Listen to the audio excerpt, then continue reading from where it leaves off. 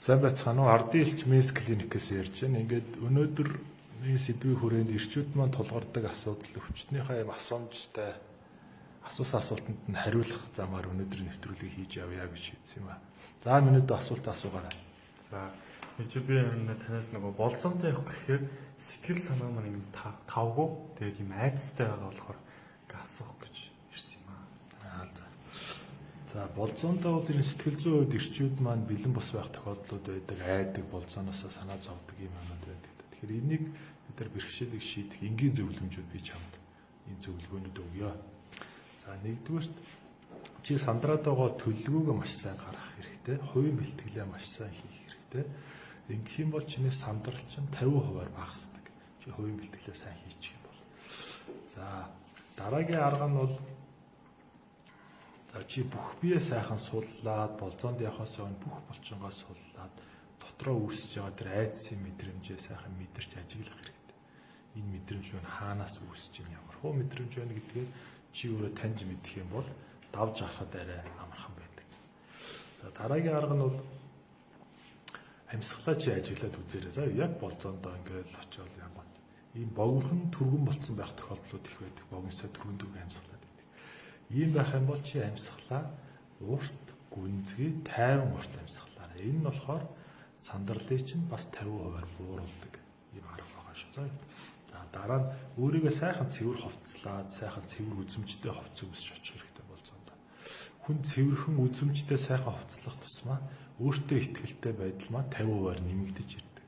Тэгэхээр өөртөө ихтгэлтэй байдлаар нэмэгдүүлэхэд бол хувцлалтандаа заавал анхаараарай минь дөө заа. За дараа нь би чинь айгүй хүнд оргиод ингээ нэг жоохон болзоондоо айдсынхаа хажуугаар би чинь жоохон хүнд оргиод байх тохиолдлууд бас байдаг л дээ. Энэ тохиолдолд бол сайхан 30 минут хөлсөө гаргаад дасгал хийх хэрэгтэй. Гүүж болно, өртийн хөнгөн дасгалууд хийж болно. Болзоондоо бэлдээд бас юм дасгалууд хийчихэд бол би хүнд оргиод, эвгүй болоод байгаа, хөшинг оргиод байгаа байдлаас гарчих юм бол бас нөгөө сэтгэл зүйн хувьд чинь дэмжлэг болж өгдөг айдсаас чинь бас бага хэмжээгээр багасгадаг шүү заа. За энэ болзооны үед хөвчлэн хүмүүс сэтгэл санаа хямарсантай холбоотой ходоодны шүүрлэх хэсдэг. Тэр хит өлөн байж болохгүй. Болзоонд очиод хичнээн хооллох байсан ч гэсэн бага зэргийн хоол урьдчилж идүүлэх зүгээр гэдэг шүү дээ. Тэгэх юм бол болзоондоо чи сандрахгүй, ядаж ходоод чи өвдөхгүй, ямар нэгэн зовөр илэрхгүй байх тусалдаг. Тэгэхээр энэ юмыг бас өнөөдөр сайн анхаараарай. За дараа нь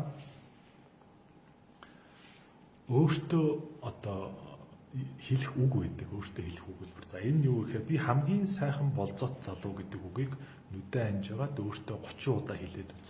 Тэгэхээр чи илүү тайвширч өөртөө ихтгэлтэй болоод болзоонд арай тайван өөртөө ихтгэлтэйгээр очдөг юм шүү. За юм өнөөдөр ийм бас анхаараарай. Хэрв ямар нэгэн шүтлэг, шашны шүтлэг гэдэр байдаг бол өөрөө нүдэн аниад шүтдэг бурхан шашиндаа залбирч болно. Энэ бас сайхан сэтгэл санааг бол тайвшруулж өгдөг. Тэгэхээр энэ аргуудаас минийдээ өөртөө хэрэглээд болзоогоо амжилттай сайхан аз жаргалтайгаар болзоороо ингээд амжилт хүсье минийдөө. За ингээд манай өнөөдрийн болзоондоо хэрхэн бэлтэх вэ? Сэтгэл зүгээ хэрхэн бэлтэх вэ гэдэг талаар өвчтөнтэйгөө ярилцлагын хэсгээр ингээд нэвтрүүлэг маань дуусж байна. За ингээд ирчүүдтэй амжилт хүсье. Та нар минь болзоондоо яваад аз жаргалтай сайн сайхан урт удаан амьдраарай гэж юрөөл тавья.